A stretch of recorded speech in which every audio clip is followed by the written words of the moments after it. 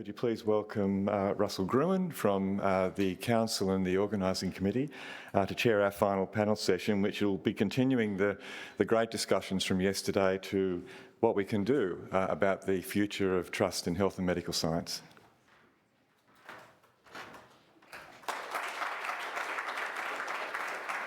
Thank you, Graham, and welcome everybody. We'll start this panel by acknowledging the Ngunnawal people as the traditional owners of the land, this wonderful building, this beautiful city of Canberra. The opportunity to gather in Canberra is what Canberra's all about, and it's been done for centuries, for thousands of years on this beautiful land, and we pay our respects to the traditional owners who've met, talked about wonderful and important things and celebrated the togetherness for tens of thousands of years before us.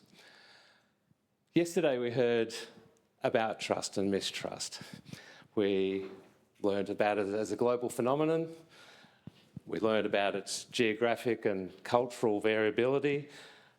Fortunately, hearing the scale of it of mistrust in Australia is not as bad as it is somewhere else, but we also learned that the same forces are at work everywhere. We see falling immunisation rates. We see people believing things that we know just aren't true. We feel there's a tendency to foolishness, because that's what foolish people do. They believe things that aren't true. We learnt that trust is a verb, and the importance of thinking about it as a verb.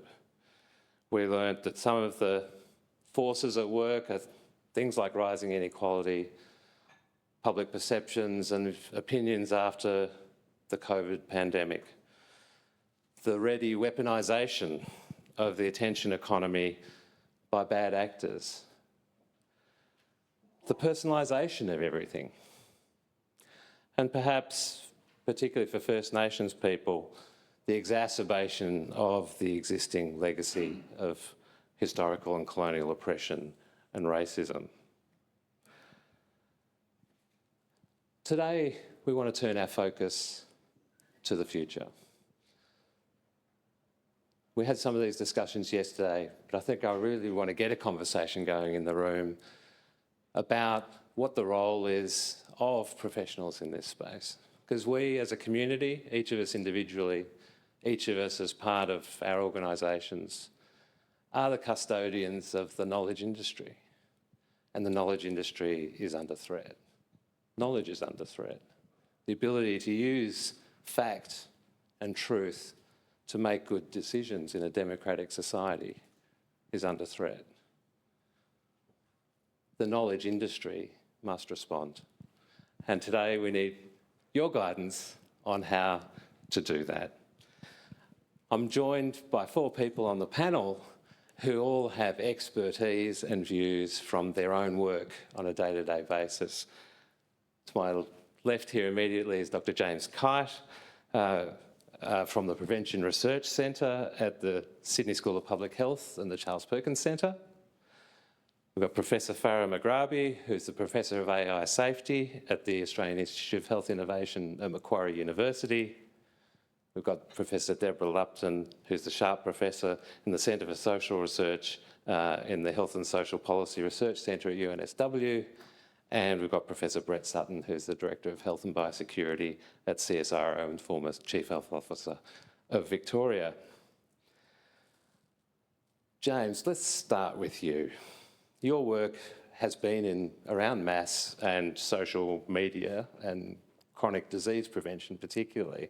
You've been dealing with this problem as a researcher for some time. Tell us about your work and your insights. Sure. So most of my work's been in that health communications space, looking at what and how we communicate public health messages, and also how health-related information is disseminated generally, and particularly looking at the social media, digital media side of things, and seeing things like running mass media campaigns that are supposed to be about overweight and obesity actually can tend towards being victim blaming or stigmatising campaigns, even though that's clearly not what we're intending to do. And And then more recently, with my teaching side of things, the question of generative AI and the threat or the challenges that creates for higher education. I've been sort of leading that response in our school. And that gets me thinking a lot more about this issue of trust in the higher education sector as well, and the degrees that we're seeing. So that's then, of course, extending on into AI generally in chronic disease prevention. What sort of opportunities are there? What can we use it for, and when can we use it? So that's sort of been my interest the last little year. Yeah. And what works? What have you found? What works? What works in social media is really unclear. We're not, and when I say we, I mean health in general, not particularly good at it from what I've seen. We tend to get really excited about engagement. Engagement is the buzzword, and we love getting clicks and likes and views and shares, and then we don't actually bother going on to find out, does getting a like actually matter? Do people engage and then change behaviour, or if we're trying to create some sort of social movement, do they get on board with that? So that's really hard to answer. With mass media campaigns generally, we kind of knew that they worked when TV was the number one way of communicating, but it's no longer the case that TV is king. So we have sort of had to go back to the drawing board and are scrambling to catch up with that, which doesn't really help with the future of what are we supposed to do, other than it's pretty clear we need to be there in digital spaces, in social media. We need to be thinking about AI, but what works? Yeah, that's a tricky question. Does the concept of mass media apply anymore? Like we grew up in the era of broadsheet newspapers and 4 television stations, right? So everybody got the same exposure. Is that still the case? And do the principles of mass media as a communication tool to the public apply? To an extent, it depends on your audience. I don't know that. Certainly, younger people are not reading the broadsheets, and they're not looking at. Sorry, Liam, I know you're in the room somewhere. They're not looking at SMH and The Age, unfortunately. Older people still are. They're still getting that sort of thing, and they're much more likely to watch TV news and listen to radio broadcasts than younger people. So it really depends on who you're trying to reach. The idea of like social media bubbles, I'm not entirely convinced isn't completely accurate, that we sort of surround ourselves with the same opinions and don't go outside that. But I do think the algorithms that we have very little oversight on, they are really important, and we do need to understand more about how they work. So coming to your question of does the mass media concept still apply? Yes, depending on the audience. And I think we probably have to reconsider the definition of what is mass media as well, because it is very fractured. Where people get their information from is certainly not like it used to be. Yeah. Thanks very much, James.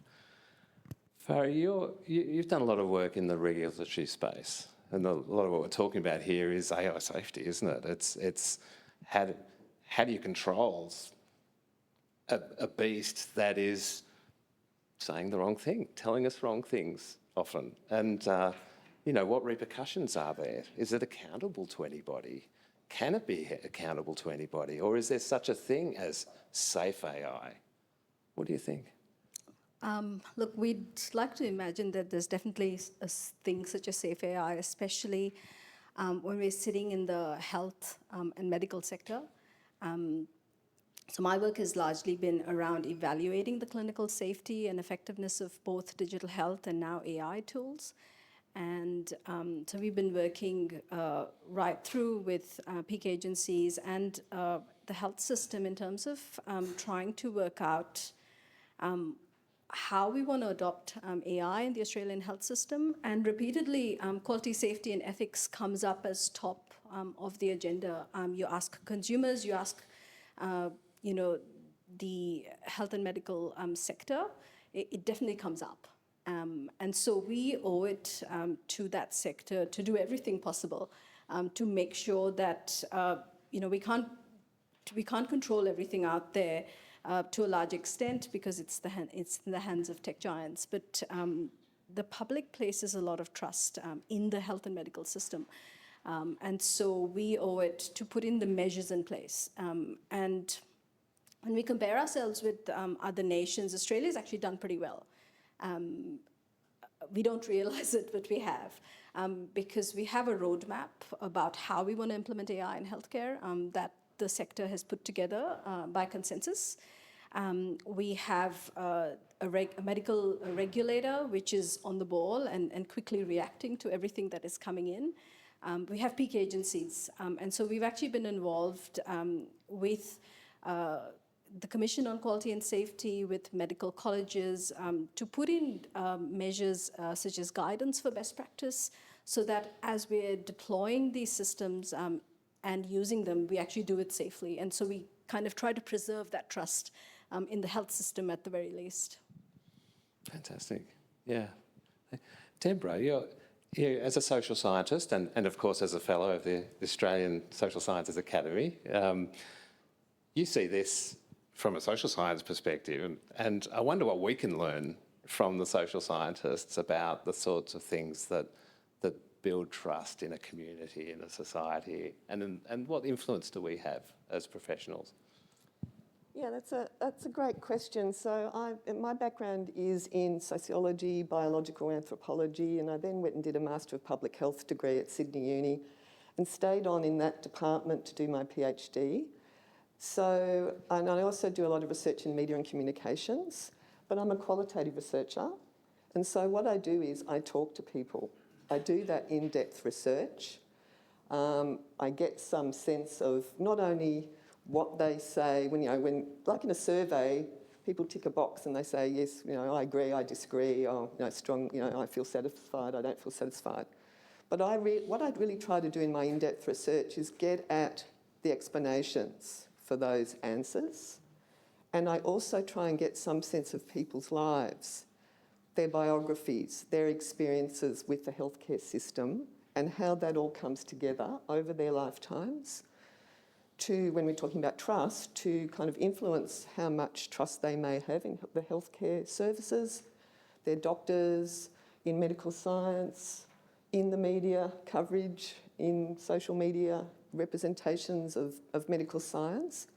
And so my first ever, as an early career researcher, my first ever ARC funded grant was actually talking to people about, did they want to take a consumerist approach when they went to see their doctor?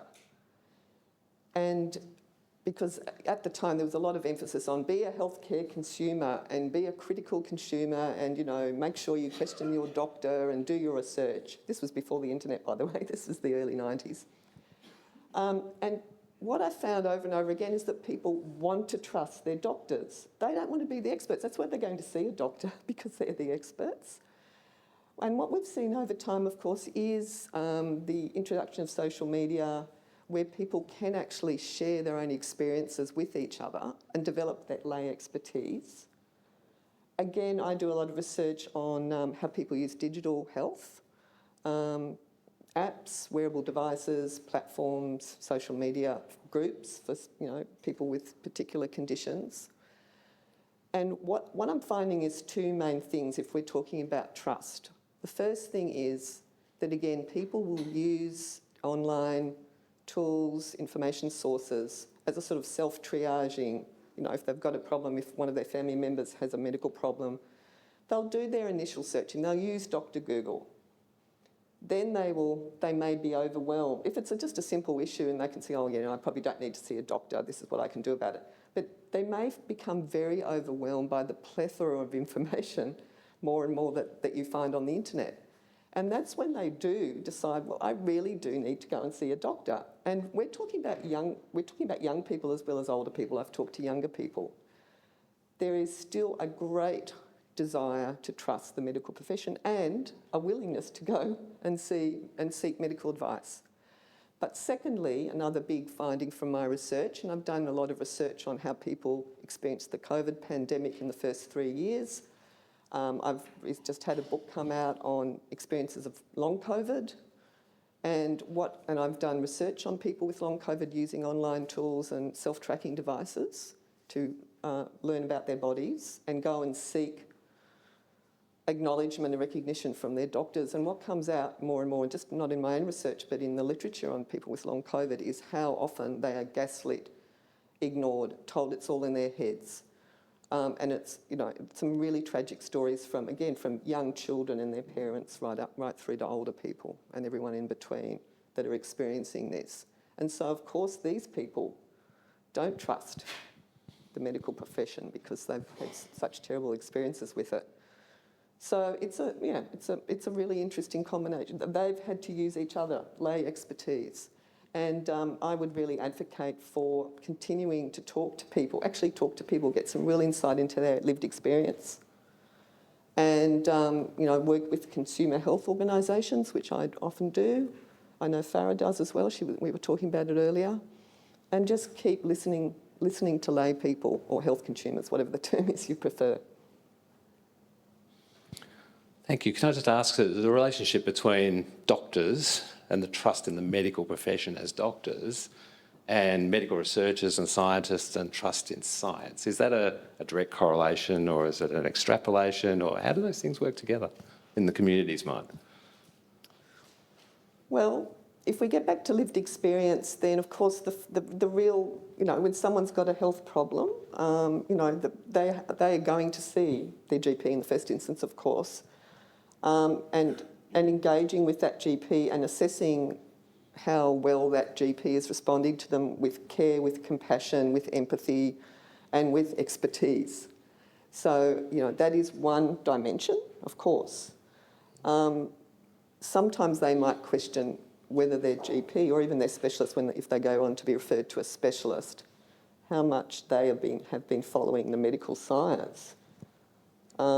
And we've seen that, for example, again with people with long COVID who are sent to various specialists and again turned away and told, there's nothing wrong with you, nothing we can do for you. So often lay people do evaluate medical science through the learned people, the actual qualified medical practitioners that they see. And they evaluate how well they seem to be up with the medical literature. And I tell you what, they also look for how much these, particularly specialists, charge them. And they do wonder whether there is a bit of overdiagnosis going on or underdiagnosis in the case of contested illnesses. They're looking at, the medical fees, they're looking at whether the service they're getting is worth what they're having to shell out. Again, I would just look at how medical science is sort of transferred through people's engagements with clinicians. Yeah, that's a really great point, and worthy of some discussion about how we harness and what we're careful about in terms of hitching medical research to the practice of medicine. Yeah. Brett, talking about COVID, right? Yeah, I mean, you're in charge of an organisation now that for whom trust is a critical thing, right? CSIRO. But before that, you were perhaps one of the most trusted people in the country, right? If the number of people that slept with your face on their pillowcase or doonas has anything to do with it, and it was hundreds and thousands of people in Victoria actually bought bed sheets, bed linen with Brett Sutton's face on it. So, as long as you weren't one, Russ. I didn't. I resisted. I thought about it. But you were an extraordinarily trusted person during that whole process, and you carried that off incredibly well. So you've been on that end of the trust engagement. What did you learn from that? And can you tell me how that shapes your thinking and your work at CSIRO? Yeah, I certainly think it was a positive reflection of my mode of engagement. At the same time, I've got a very sharp reflection on the fact that it was a contested space and that crisis drives polarisation of thinking, and it certainly drives the degree to which people feel things. And, you know, health crises in particular, they're very personal issues for people. They're health and wellbeing, but so are the public health and social measures and social distancing in terms of that contested space around, you know, agency versus communitarian care. And so that was all felt very deeply because it was such a profound crisis as a society. And so my reflections are both the things that I think work in terms of authentic engagement that build trust, but also about the fact that COVID has been a driver of that polarisation and that amplification of mistrust from a particular cohort. But that particular cohort are very active. If you take the 1.5% of people who refuse to be vaccinated and have gone down a rabbit hole and are conspiracy theorists, I can ignore that 1.5% very easily, but it's the 25, 30, or in the US, close to 50% of people who are listening to trusted sources of information, but also listening to the conspiracy theories that you need to target in order to make sure that you can get in with appropriate information. And I think the elements that come in there, we have tended to focus on the message, getting the message right and the content right, but it's also the modes of engagement. And we're only just coming to that slowly. I think we're sluggish, and I think we need to get ahead of the coming wave with AI and with social media in order to address that. That's not just the TikTokification of all of our health and medical information, but we need to do something that is using the lessons of the big tech giants to make sure that we can engage in the space and compete appropriately. At the same time, we need to differentiate ourselves from all of the other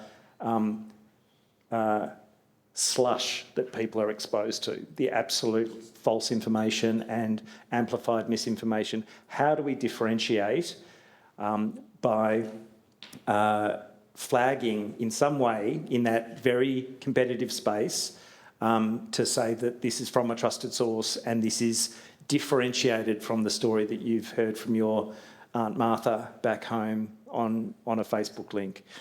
That's not an easy task, but, you know, NewsGuard certification is one of those things. 360 Info is using that to say, you know, here is a news source that is verified as true. And not everyone listens to that, not everyone agrees with it, and sometimes it'll be a marker of things to ignore for some people, but we need to be able to differentiate the origin of where this health and medical information is coming from so that people can say, well, that's different to Andrew Wakefield telling me a story, or some US cardiologist who has become a cult figure, because it's very clear that dramatic information is more engaging than just true information, and false information is often more dramatic when you can make a claim about paracetamol in pregnancy or ivermectin or hydroxychloroquine. So, yeah, I've learned that there are some things that we can do right, but that I've also been a victim of misinformation,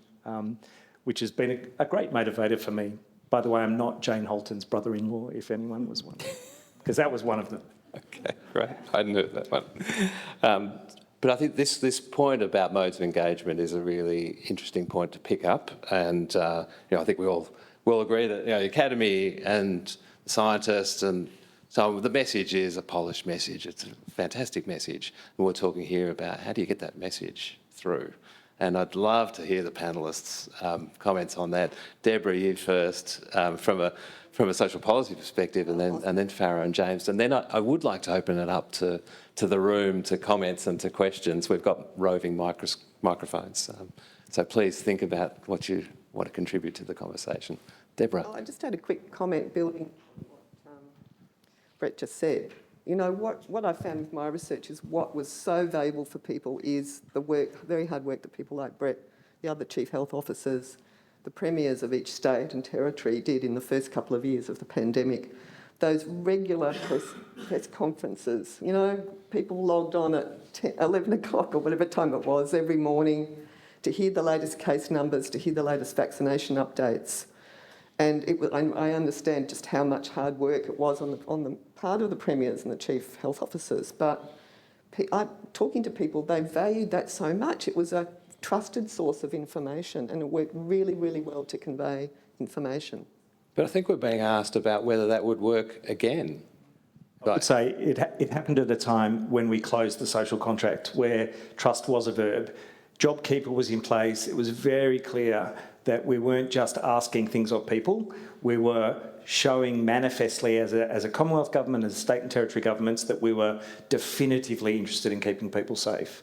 And I think that's where the failure in the US has occurred. You're asking things of people, you're trying to provide clear information, but the social contract isn't met because no one's looked after by the system in the US. Yeah. Farah, I wonder, can we... Yeah, what do I you don't think? have a solution, but I sort of think about, I mean, COVID was a time it was a time that, you know, we kind of came together, the crisis kind of focused attention. And I sort of worry about where things are going for the future, because there's nothing unifying in that way, and we continually have AI and particularly generative media penetrating that space, and I don't think we had that at the time of COVID. So I wonder whether we should be really thinking about, you know, in terms of modes of communication, what's going to work, because there's a lot of generative AI that has been set loose, that is producing information at a faster pace than we can keep up with. Yeah, so if I go to Google search, right, Google gives me an answer, and I don't even look at the websites underneath anymore.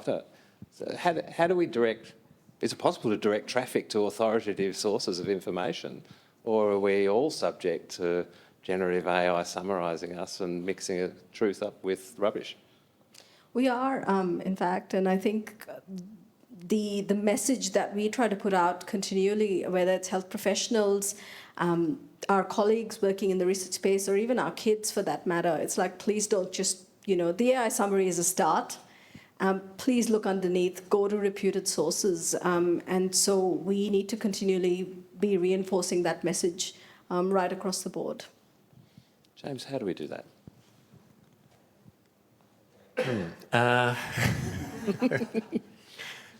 How do we get people to look at reputed sources? I have to agree with Farah that we can't force people to do that. Right. But what we want to make sure that we're doing is that we're always keeping people at the centre of our decision making.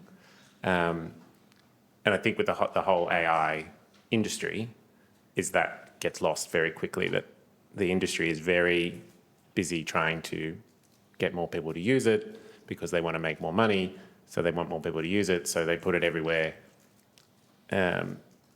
What we really need to be pushing for is to make sure that policymakers, that how we engage with it, we're keeping people at the centre of the decision. So if we're going to use AI to do something, we need to make sure that people are okay with us using it, that we're okay, that we understand what we're doing with it. And the idea of explainable AI, I think, is really important, that we understand how AI comes up with the decisions that it does or the information that it does.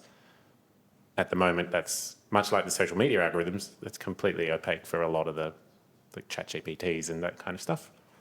It's a black box where you have no idea what's going on in there, and that makes it really difficult for us to be able to respond. But I do think we can put pressure on regulators, on policymakers, decision makers to make sure that when they're regulating AI, it's putting people at the centre, and that when we're engaged with AI, that we're still thinking about how is this good for the people that I'm trying to serve.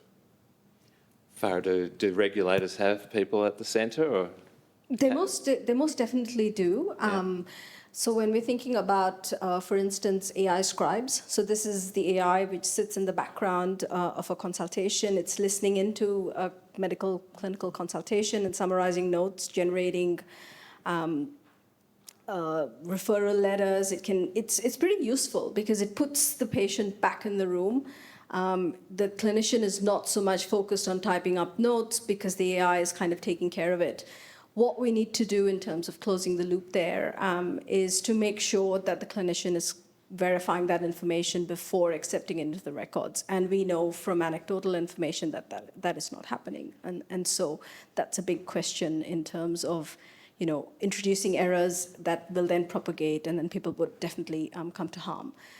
Regulators are aware about this, and the medical device regulators is at the moment, especially with scribes, because it's just record keeping, it's outside of medical device regulation, so it's not covered. But it's a very slippery slope. And so the regulator is continually kind of evaluating and keeping an eye on products as they're coming onto the market. And it's not going to be long before these scribes would be subject to medical device regulation. That's kind of my prediction. What about the sort of broader information sources, though? Do they have any regulatory framework within TGA or anything else? No, not really. What about as we go towards decision support tools that are automated? You're already seeing examples of AI that are taking a patient history, that it might be inferring some diagnostic capabilities through visual cues, and then giving advice and potentially offering treatment. The technology is absolutely there to do that. Oh, it's absolutely there. What's the regulatory framework? I'm not a around medical that? doctor, but I'm still going to have a go at making a diagnosis and giving you a treatment plan. The regulatory framework is there. I mean, the existing regulatory framework works because by definition, these are subject to medical device regulation. And so if the regulator is coming across any products like this on the market, they're basically knocking on developers' doors and saying, look, this is subject to regulation. And then health services are also included in there because essentially what's happening at the moment is most health services have access to Copilot on site. It's a safe environment and clinicians are playing with it. And it's not long before they're starting to put in information and getting diagnosis. So then that again becomes a supply issue. So legally it's defined as supply and it's subject to regulation. So the regulator is definitely looking at it. Yeah. So this is truth and trust and fact and misinformation creeping into the consultation room as well as just searches on the internet. Please, I'm very interested in any comments or thoughts from the floor. We've got Tony, we've got David. Hi. Oh, we've got lots. Wonderful. Microphones. Well, there's a microphone being held over there. Oh, there's one over here too. Hi, I'm Jose Introduce Pollo. yourselves and Yes, please. I'm not an MD, yes. But I actually have another vision or a complementary vision of all this. I think that we are all underestimating the pace of how AI is coming into medical diagnosis. And you are talking now of you base most of the discussion in how these AI systems are helping the GP, for example, in the office to translate the notes, etc., which is great, yes. But I think that the problem will not be there. That is the good part or the best part of AI that will last probably a couple of years, where the physicians are using the AI and where the regulators have some sort of power to do it, yes, to regulate how much they can use it, how they use it, if then the final prescription has to be signed by a human physician or not. I think, in my opinion, what's going to happen is that this AI will be developed globally by companies or by governments, yes, and depending who created that foundational model. And the foundational model will depend on the data. So if we kept sovereignty, yes, of the data that Australia owns, and let's say with Europe, yes, and because Australia doesn't have enough data, to be quite honest, to generate a real good foundational model. There is some machine learning people here that can say if I'm out of saying something wrong, but there is not enough data. Our population is too small. So we will need to put our data together with other countries that we trust and keep that sovereignty in the data. If we do that, and let's say our national medical infrastructure, our national health systems owns that and create the foundational model that then is deployed across the population, we may have one chance to have control between brackets on an AI that has that works for us. I'm saying for the Australian people. If we don't act enough fast, this will be developed by the major corporations, and it will be out of our hands. And the reason that I 100% sure that it will be out of our hands is because we know the damage that all the social media, TikTok, ChatGPT, all those social media is inflicting in our teenager population, and we haven't been able to do absolutely anything about it. And so I think that basically we need to move fast. And just one thing, I think that that's where really academies, like this one, can have the potential to change which model, which will be which doctor, the population use. If we're going to use the one that is backed up by Google and Deep Blue, or is it going to be the one backed up by the Academy of Health and Medical Science? So I think that that's where we can have certain say and change a little bit the course of direction. So you think the Academy maybe should be an endorsing organisation? Well, yes, and this happened many. There's a history of no, that but with the American it's a Medical classic Association. that, for example, the Mayo Clinic, I don't know if the Mayo Clinic has a lot of information online, and a lot of people rely on that because it's the Mayo Clinic in cancer. So having authoritative statements is potentially one thing. And I want to come back to Louise and Catherine later, just about the autism statement, because that was really a sentinel achievement of our academy. And well, perhaps, yeah, if you haven't got a microphone, but I want you to comment on that later. Let's go over here and pass the microphone around. And let's keep our comments and questions succinct, please. John Greenwood, Baker Heart and Diabetes Institute. We've heard a lot about trust, and I just wondered what the panel's view is about how we stop trust being weaponised against us. So I'll give you an example of something that happened very recently. One of our endocrinologists, who's an international key opinion leader, a fellow of the Academy, had a deep fake video made with him appearing to recommend to patients with diabetes to stop their diabetes medicines because they're not effective and to buy this healthcare supplement. We had a huge amount of problems reporting it to the regulators. Nobody was interested going to peak bodies. Nobody could do anything. The only way we managed to get that off social media was by threatening legal action against Meta. And that was the only thing. And then even despite that, it popped up on other channels and other sources. So how are we going to stop generative AI doing this in the future? Because I don't see any scenario where that can be safe. Anyone? Happy to jump in. I totally agree. I'm less concerned about software as a medical device that's going to use AI because I think the regulator will use a quality management system that will reflect it against best practice or an ideal. But I do understand the challenges of what your foundational system is and getting it right from the get-go. This is my concern.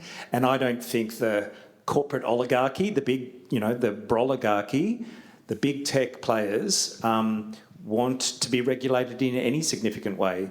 Actually, Google has some algorithm shifts that go to trustworthy sources to a degree. You wouldn't always recognise it in Google, but TikTok doesn't, Instagram doesn't, and there are a whole bunch of others who want absolute freedom in that regard. I think there's an opportunity here for us to say health and medical information is of such critical importance to individuals and populations as a whole that leaning in on the regulatory oversight of this is critically important, that a deep fake that's promulgating information using trust as the enabler for the amplification of that information should be forbidden. Norman Swan was subject to it as well. I'm sure he'd give his opinion on it. But Oprah Winfrey the same. Many people have been used as prominent trusted figures in order to promulgate disinformation for monetisation purposes. And the broader issue of monetisation of disinformation is something that needs to be tackled through that same regulatory oversight. I mean, the problem is this was quite crude, and so it was easy to spot, but it's getting so sophisticated that it'll be impossible to spot the deep fakes in the future. Okay.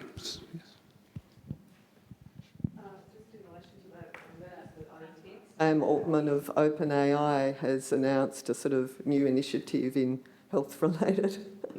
OpenAI sort of software and data And, you know, there are a lot of critics that I reviewed this morning. LinkedIn is a great place, by the way, if you want to look for AI criticism. I've got a lot of great colleagues there who share this information.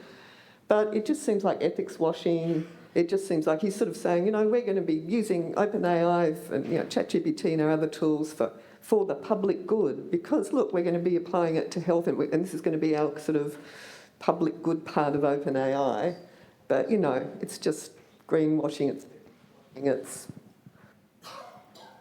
So are there lessons from greenwashing in other industries? Are there lessons we can learn? Oh, sorry, you asked? Well, anybody. Yeah. What can we learn for the future? Yeah. Well, I mean, not so much general tech regulation. Okay. Spain is looking at legislation or policy to try and decrease influence. China is looking at regulation. I don't know that we should, because, you know, it can be the lightning rod, but it is looking at regulation of influencers. So if you earn more than 300,000, if you've got more than 1 million followers, then you have to have a credentialing system in order to provide that information. I'm not sure that's the answer, because I don't think it's a lack of knowledge from the influencers. It's the monetisation drive that is making them favour disinformation over correct information. Yeah. Okay, I'm going to keep with the questions. Yeah, sorry, this is a bit more boring and down to the ground. So, but one of the thing is that the problem with this problem is that we're just part of society, right, health. So we're at, what, 20%. So if people don't have trust in government, they're not going to have trust in health. And you can say from a trusted source, well, let it be nothing. But the issue I was more interested in was in the diagnostic space. So the trouble with, and it's my understanding of it is, which is limited, that you've got large language models that are then interpreting what people are saying. So that model has to write code. But you can't regulate that because it writes the code based on what's said. So it's not like, you know, point A leads to point B leads to point C. It's thrown up there and it will then write the code, and therefore to regulate that's very difficult because you can't control that. And then there was an article in Nature Medicine that said that they don't think this will ever be regulated because of this problem. So I'd be keen to hear the experts who are dealing with this. And Farah, I'm looking very much at you there. How do you think we will... It's all right to say we're going to regulate it, but how? I mean, look, we're coming up with... We need better methods in terms of evaluating and assuring the safety of these systems before we... you know, so essentially doing validation studies and to assure ourselves that they actually perform to that level.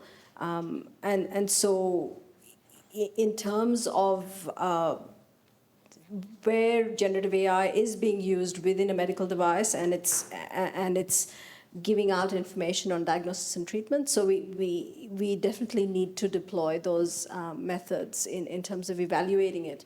But it also, I mean, you put the onus back not only just on the regulators and the device, but the users of the device as well. And so there's a need for a lot more education of clinicians and users. And I can say that, you know, despite clinicians being, you know, having the best interests at heart, they're not, just because they're busy, they're rushed, there's a lot of other things on, they may not necessarily equip themselves to use these devices safely. And I think that's where we need to be paying a lot more attention. Okay, thank you. I'm going to keep moving. Let's keep our comments and questions succinct so we can give everybody some voice. We've got 1, 2 there on that table, 1 here, Sharon Friel over there. Put your hand up if you've got another question. Yeah, okay. We'll try and get to... Tony's got the microphone, it looks like. Or, Tony first? Then, yeah. Just a comment and then a question. Having spent a lot of time on TV along with my colleagues during COVID and looked at the pattern, I think across the media we've seen a considerable respect for experts. In fact, that continues even on Sky News today, who are regularly in contact. So I think it's really important that we maintain those relationships for the challenges that approach us in the future. I think the other thing that I saw in COVID is the synergistic relationship between experts and champions. We heard about southwestern Sydney yesterday. We didn't hear about northwest.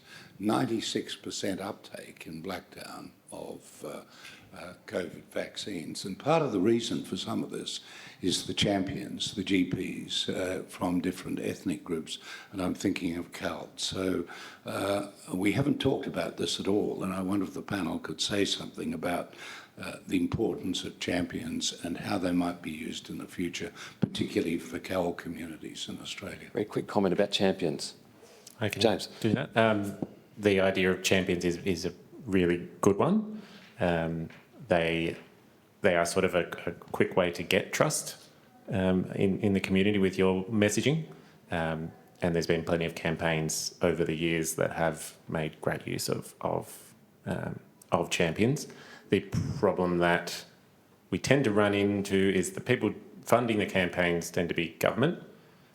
Government bodies tend to be quite conservative, and they worry about what happens if I do a vaping campaign and then within 24 hours there's a video of one of my champions vaping, which happened not too long ago. So they worry about that stuff. They're then less likely to approve that kind of campaign style. So I do think we need to be pushing them with the evidence to say champions work.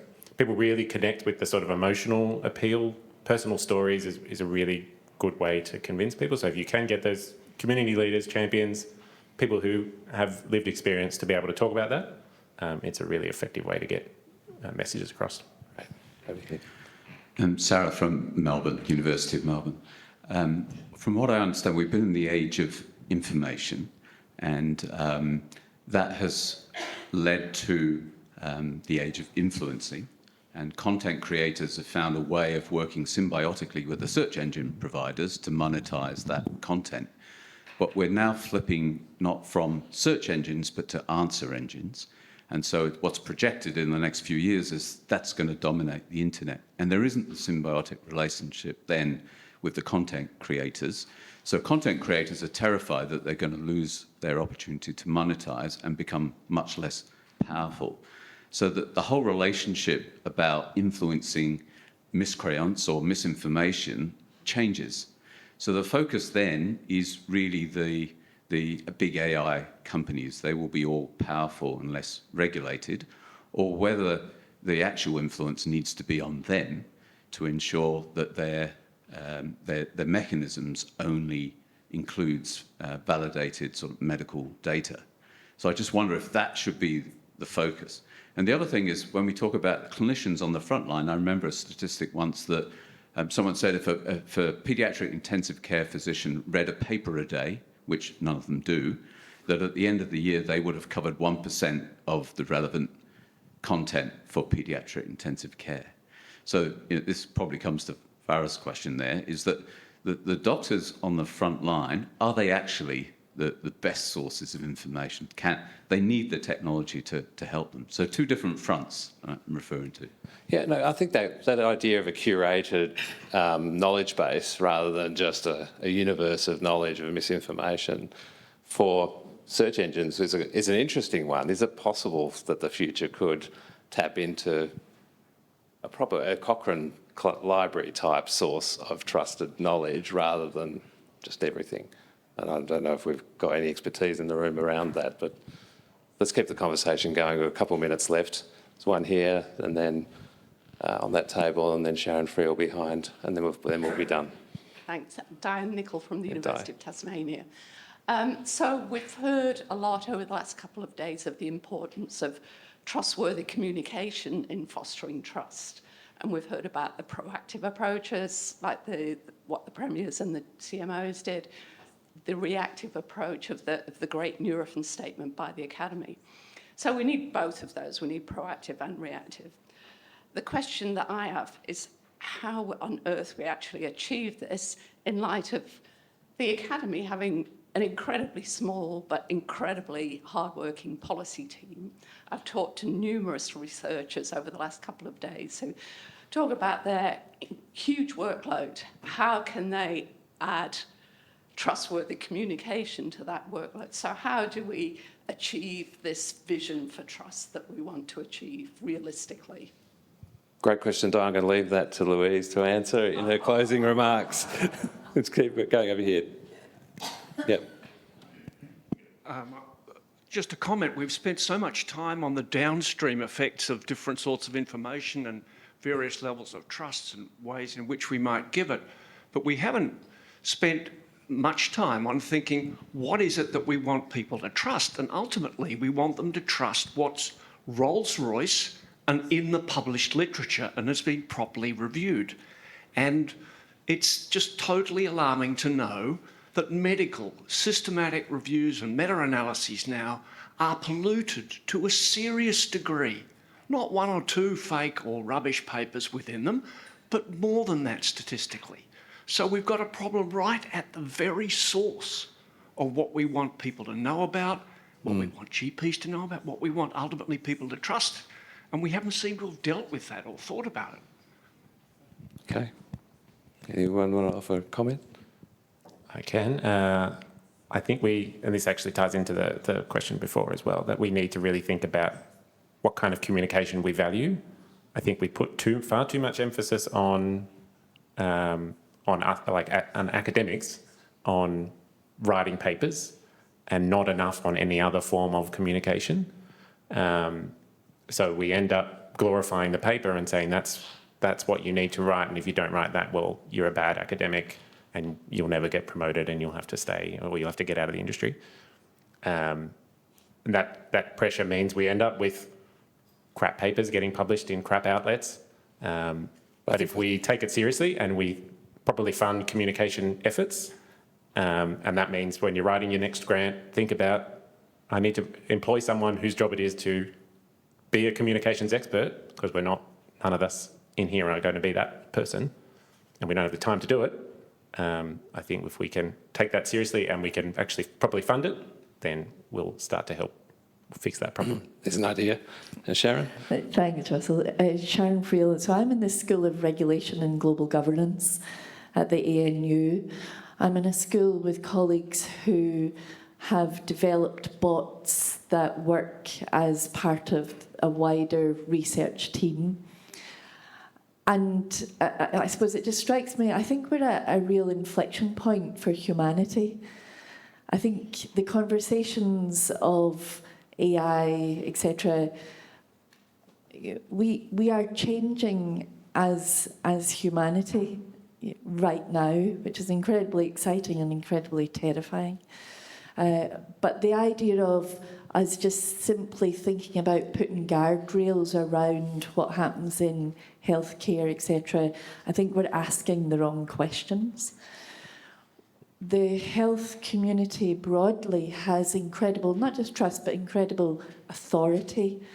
So the conversations around things like competition policy or things like media communications regulation, we've got to be in those rooms if we're then concerned about the health consequences of what's happening. We've done research where we go along to business conferences and we listen to what the business people are saying and what that means for regulation and governance more generally. And one of the things which I've been really surprised about is they are terrified of social media influencers, because it can make or break their business approach. So I just wonder, you're just picking up on some of the remarks, and I suppose I'm looking at you particularly, Brett, but for all colleagues, notwithstanding the risks that we've just all been speaking about for social media and social media influencers, but given that big tech is actually where we need to be influencing, how do we get into those rooms and be those social media influencers that are terrifying the big tech people because of the health consequences? Thanks, Sharon. Did you have... Last question here, and then we'll wrap up. when we think about the harm that can be done and narrow harm, I'm thinking about reverse engineering from tobacco control, because pricing and graphic warnings are very effective, we know, in Australian context. And we also know that some organisations are very good at protecting the integrity of their data, and these are the Mickey Mouse. So the Disney Group and the Marvel Group have protected the integrity of their data very well against AI. So I think there are lessons to learn in how they use the legislative mechanisms that are available, the court system, to protect very high quality content that they own, because they're two precedents that I think have some potential to reverse engineer for us. Fantastic. All right, I think that's all we've got time for. I just wanted to kind of draw this close by suggesting that perhaps we're at the very early stage of a big uncontrollable beast, as so it seems, this AI, where there's some analogies to the discovery of nuclear energy in the Trinity Project in 1941, when unleashed on the Earth was an enormous power. And it took 10 years to harness that power for nuclear energy safely, and we've benefited from that ever since.